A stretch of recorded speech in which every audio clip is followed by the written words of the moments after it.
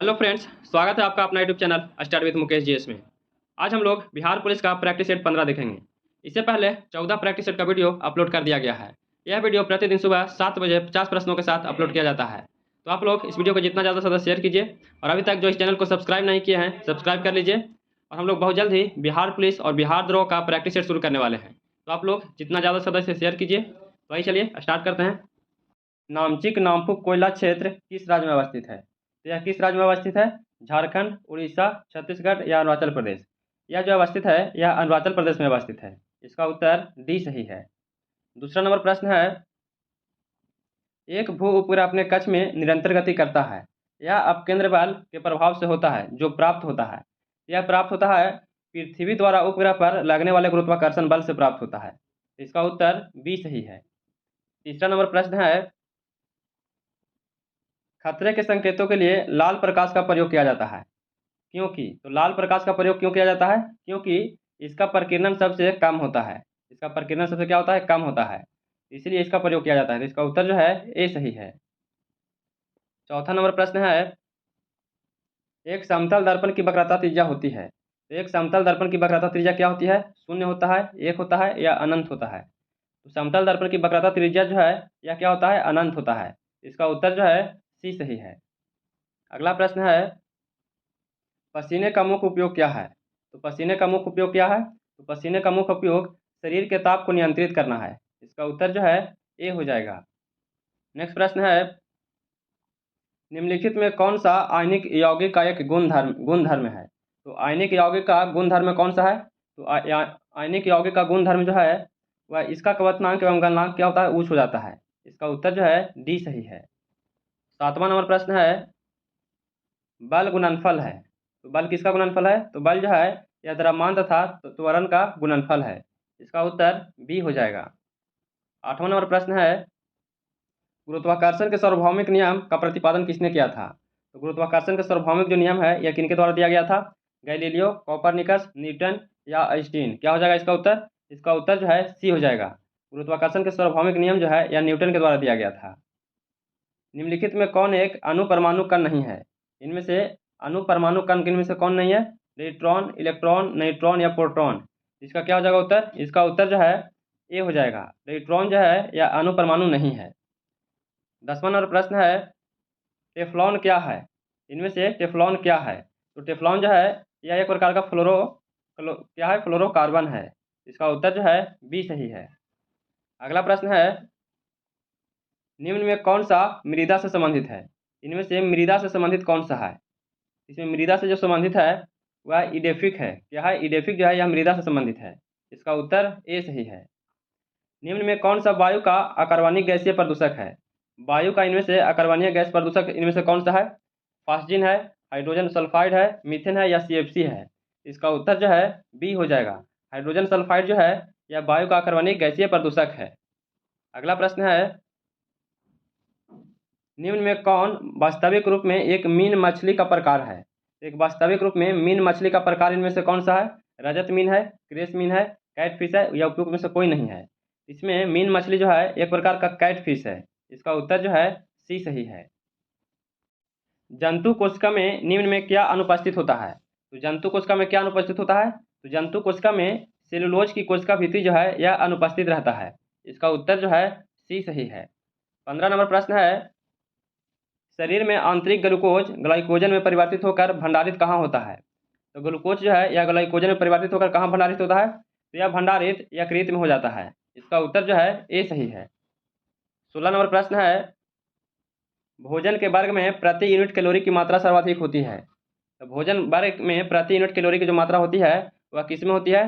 तो यह किस में होता है? तो यह वसा में होता है। सर्वाधिक मात्रा किस में होता है? वसा में होता है। तो इसका उत्तर बी सही है। ऑक्सीजन का क्रांतिक ताप होता है। तो ऑक्सीजन का क्रांतिक ताप कितना होता है? तो ऑक्सीजन का क्रांतिक ताप -118 डिग्री सेल्सियस होता है। इसका उत्तर जो है सी सही है।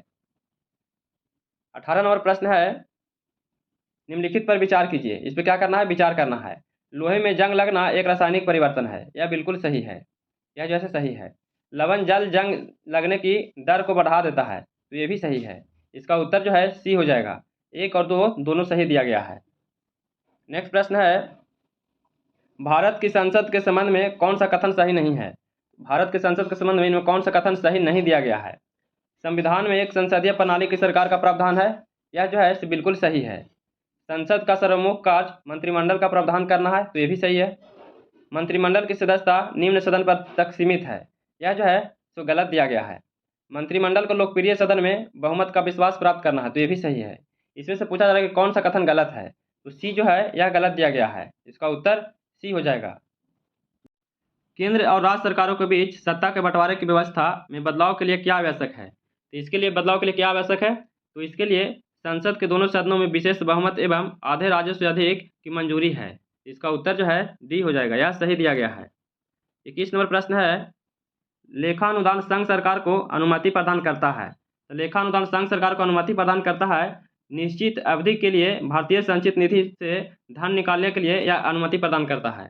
इसका उत्तर जो है डी सही है। 22 नंबर प्रश्न है, लोक लेखा समिति अपनी रिपोर्ट किसे प्रस्तुत करती है? तो लोक लेखा समिति जो है यह अपना रिपोर्ट किसे देती है? तो यह अपना रिपोर्ट लोकसभा स्पीकर को देती है। इसका उत्तर जो है सी सही है। 23 नंबर प्रश्न है, उच्च न्यायालय के सेवानिवृत्त जज का पेंशन कहाँ से दी जाती है? तो उच्च न्यायालय के सेवानिवृत्त जज जो है उनका पेंशन कहाँ से दिया जाता है? तो उनका पेंशन जो है भारत के संचित निधि से दिया जाता है। इसका उत्तर जो है बी सही है। 24 नंबर प्रश्न है, मंडल आयोग ने अपनी रिपोर्ट किस वर्ष प्रस्तुत किया था? तो मंडल आयोग ने अपनी रिपोर्ट जो है यह किस वर्ष प्रस्तुत किया था? तो यह रिपोर्ट 1980 में प्रस्तुत किया था। इसका उत्तर जो है सी सही है। भारत का संघीय न्यायालय किस वर्ष स्थापित किया गया था? तो भारत का संघीय न्यायालय जो है यह किस वर्ष स्थापित किया गया था? तो यह 1937 ईस्वी में स्थापित किया गया था। इसका उत्तर जो है बी सही है। 26 नंबर प्रश्न है, संविधान के भाग और उसके विषय का सही मिलान करना है। एक तरफ भाग दिया गया है और एक तरफ विषय है। भाग 4 जो है यह राज्य के नीति निर्देशक तत्व से संबंधित है, और भाग 8 जो है इसका संबंध राज्य क्षेत्र से है, और भाग जो 17 इसका संबंध राजभाषा से है, और भाग 8 है इसका संबंध आपात उपवंश से है। इसका उत्तर जो है इसका उत्तर सी सही है। 27 नंबर प्रश्न है, भारतीय संविधान में संशोधन कर शिक्षा के अधिकार को कब जोड़ा गया था? तो शिक्षा के अधिकार को 1 अप्रैल 2010 ईस्वी को जोड़ा गया था। इसका उत्तर ए सही है। अगला प्रश्न है 28 नंबर प्रश्न है, महाभारत के लेखक पतंजलि समकालीन थे। तो महाभारत के लेखक पतंजलि समकालीन जो थे वह किसके थे? तो यह पुष्यमित्र शुंग के समकालीन थे। इसका उत्तर बी सही है। 29 नंबर प्रश्न है, निम्नलिखित में कौन सा सही सुमेलित नहीं है? इनमें से सही सुमेलित कौन नहीं है? बरेली जो है इसका संबंध मौलवी अहमदुल्ला से था, तो यह गलत है, यह सही नहीं दिया गया है। इसका उत्तर सी हो जाएगा, यही गलत है। कानपुर से नाना साहिब लड़े थे, तो यह बिल्कुल सही है। इलाहाबाद से लियाकत अली लड़े थे, ये भी सही है। और दिल्ली से बख्त खान लड़े थे, तो ये भी सही है। 30 नंबर प्रश्न है, दिल्ली सल्तनत के किस वंश ने सबसे कम समय तक शासन किया था? तो दिल्ली सल्तनत के किस वंश ने सबसे कम समय तक शासन किया था? तो सबसे कम समय तक शासन खिलजी वंश के द्वारा किया गया था। इसका उत्तर सी सही है। अगला प्रश्न है, इनमें से किसने शाहजहां ने शाह बुलंद इकबाल की पदवी दी थी? तो शाहजहां ने शाह बुलंद इकबाल की पदवी किसे दिया था? तो शाह बुलंद इकबाल की पदवी जो है यह दादा शिकोह को दिया गया था। इसका उत्तर जो है डी हो जाएगा। निम्न में से किसने हितोपदेश का फारसी में अनुवाद किया था? तो हितोपदेश का फारसी में अनुवाद किसने किया था? तो यह ताजुल माली के द्वारा किया गया था। इसका उत्तर जो है सी सही है। अगला प्रश्न है, निम्नलिखित घटनाओं पर विचार करना है। क्या करना? निम्नलिखित घटनाओं पर विचार करना है। सबसे पहले इसमें कुतुब मीनार का निर्माण हुआ था, इसके बाद फिरोज शाह तुगलक का मृत्यु हुआ था, इसके बाद पुर्तगालियों का आगमन हुआ था, इसके बाद विजयनगर के कृष्णदेवराय का शासनकाल था। तो इसका उत्तर जो है इसको सही कालक्रम में सजाना है, तो इसका उत्तर ए हो जाएगा। 34 नंबर प्रश्न है, ब्रिटिश साम्राज्य में रैयतवाड़ी भू राजस्व व्यवस्था कहाँ पर चलित था? तो रैयतवाड़ी भू व्यवस्था जो था यह कहाँ पर चलित था? तो रैयतवाड़ी भू व्यवस्था यह दक्षिण भारत में प्रचलित था। इसका उत्तर जो है सी सही है। अगला प्रश्न है, निम्न में कौन सा क्षेत्र 1857 की क्रांति से प्रभावित नहीं था? इनमें से 1857 के क्रांति से कौन प्रभावित नहीं था? इसमें प्रभावित झांसी, लखनऊ, इलाहाबाद, ये तीनों जो था 1857 की क्रांति से प्रभावित था, लेकिन इनमें चित्तौड़ जो था यह प्रभावित नहीं था। इसका उत्तर बी हो जाएगा। रामोसी विद्रोह सही रूप में किस भौगोलिक इलाके में हुआ था? तो रामोसी विद्रोह जो है यह किस इलाके में हुआ था? तो रामोसी विद्रोह यह पश्चिमी घाट में हुआ था। इसका उत्तर बी सही है। 37 नंबर प्रश्न है, किसने भारतीय राष्ट्रीय कांग्रेस को एक सूक्ष्मदर्शी अल्पसंख्यक जनता का प्रतिनिधित्व बताते हुए उसका मजाक उड़ाया था? तो एक सूक्ष्मदर्शी अल्पसंख्यक जनता का प्रतिनिधि जो है, यह कहकर किसने मजाक उड़ाया था? तो यह लॉर्ड डफरिन के द्वारा कहा गया था, इन्हीं के द्वारा कहकर मजाक उड़ाया गया था। इसका उत्तर सी सही है। भारतीय राष्ट्रीय कांग्रेस का 27वां अधिवेशन कहाँ हुआ था? तो भारतीय राष्ट्रीय कांग्रेस का 27वां अधिवेशन जो है यह कहाँ हुआ था? तो यह बांकीपुर में हुआ था। इसका उत्तर जो है बी सही है। 39 नंबर प्रश्न है, निम्न पर्वत श्रेणी का दक्षिण से उत्तर की ओर इसे क्रम में सजाना है। तो दक्षिण से उत्तर की ओर इनमें सबसे पहले धौलाधार पर्वत श्रृंखला हो जाएगा, इसके बाद पीर पंजाल हो जाएगा, इसके बाद जास्कर पर्वत श्रृंखला हो जाएगा, इसके बाद काराकोरम पर्वत श्रृंखला हो जाएगा। इस प्रकार से इसका उत्तर जो है ए सही है। 40 नंबर प्रश्न है, भारत के किस क्षेत्र में वनों का ह्रास तेजी से हुआ है? तो भारत के कौन सा जो क्षेत्र है इसमें वनों का ह्रास तेजी से हुआ है? तो वनों का ह्रास तेजी से भारत के पूर्वोत्तर का क्षेत्र में हुआ है। इसका उत्तर जो है बी सही है। भारत में किस धार्मिक समूह की वृद्धि दर निम्न में से सबसे कम है? तो कौन सा धार्मिक समूह का वृद्धि दर जो है सबसे कम है?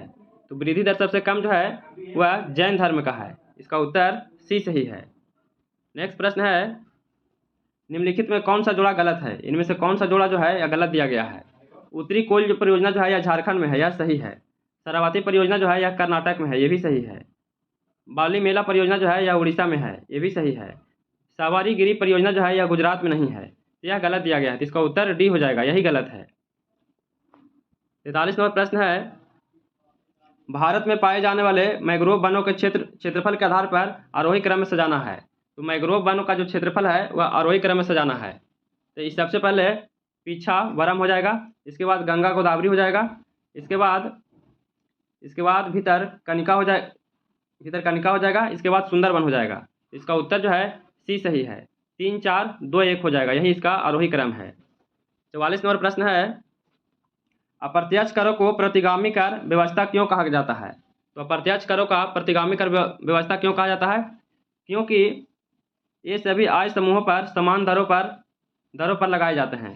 क्या होता है? समान दरों पर लगाए जाते हैं। तो इसका उत्तर जो है बी सही है। 45 नंबर प्रश्न है, पूर्ति अपनी मांग स्वयं निर्धारित कर लेती है, यह किसका कथन है?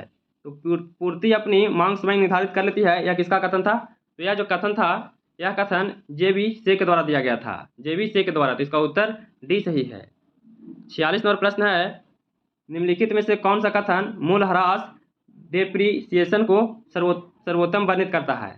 तो डेप्रीसिएशन को सर्वोत्तम जो वर्णित करता है वह कौन सा करता है? तो यह सकल निवेश के मूल्य में किए गए लोप को करता है, सकल निवेश में किए गए मूल्य लोप को करता है। तो इसका उत्तर बी सही है। मुद्रा के अवमूल्यन के फलस्वरूप क्या होता है? तो मुद्रा के अवमूल्यन के फलस्वरूप निर्यात व्यापार का प्रसार होता है, बिल्कुल सही है। आयात व्यापार का संकुचन होता है, ये भी सही है। आयात स्थानापित का प्रसार होता है, ये भी सही है। इसका उत्तर डी हो जाएगा। उपयुक्त में से सभी सही दिया गया है। 48 नंबर प्रश्न है, मुद्रा आपूर्ति किसके द्वारा नियंत्रित की जाती है? तो मुद्रा आपूर्ति जो है यह किसके द्वारा नियंत्रित किया जाता है? तो यह आरबीआई के द्वारा नियंत्रित किया जाता है। इसका उत्तर बी सही है। अगला प्रश्न है, निम्नलिखित में कौन सा बागवानी फसल के अंतर्गत नहीं आते हैं? इसमें कौन सा जो बागवानी है वो फसल के अंतर्गत नहीं आते हैं? तो मसाला, फल और सब्जी ये तीनों जो है फसल के अंतर्गत आते हैं, लेकिन चाय और कॉफ़ी जो है यह फसल के अंतर्गत नहीं आते हैं। इसका उत्तर डी हो जाएगा। अगला प्रश्न है और आज का अंतिम प्रश्न है, श्वसन के दौरान किसका विघटन नहीं होता है? तो श्वसन के दौरान किसका विघटन नहीं होता है? वसा का, कार्बोहाइड्रेट का, प्रोटीन का या विटामिन का? तो इनमें से विघटन विटामिन का नहीं होता है। इसका उत्तर जो है सी हो जाएगा। केवल 4 सही दिया गया है। तो कैसा लगा वीडियो पसंद आ रहा होगा तो please like share and subscribe कीजिएगा, दोस्तों के पास शेयर कीजिएगा। और हम लोग बहुत जल्द ही बिहार दरोगा का प्रैक्टिस सेट शुरू करने वाले हैं, तो आप लोग जितना ज़्यादा सदस्य शेयर कीजिए। फिर मिलते हैं नए वीडियो के साथ। जय हिंद।